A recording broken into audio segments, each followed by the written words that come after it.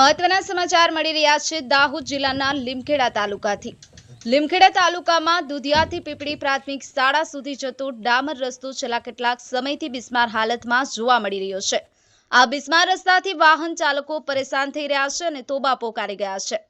આ રસ્તા પર થઈ અને પ્રાથમિક શાળા, માધ્યમિક સ્કૂલ, આશ્રમ શાળા અને આરોગ્ય કેન્દ્ર પર પણ જવા માટેનો મુખ્ય રસ્તો છે, ત્યારે દર્દીઓને લઈ જવા માટે પણ ભારે મુશ્કેલીનો સામનો કરવો પડે છે। આ રસ્તાને અડીને કેટલાક રહેણાંક મકાનો આવેલા છે, ત્યારે મકાનોની આગળ જ મોટા ખાડા પડી ગયા છે। ચોમાસાની ઋતુના દિવસો હવે નજીક આવી રહ્યા છે, ત્યારે વરસાદના પાણીથી ખાબોચિયા ભરાવાથી કાદવ કીચડ થવાની અને ગંદકીનું સામ્રાજ્ય બનશે તેમાં કોઈ શંકા નથી।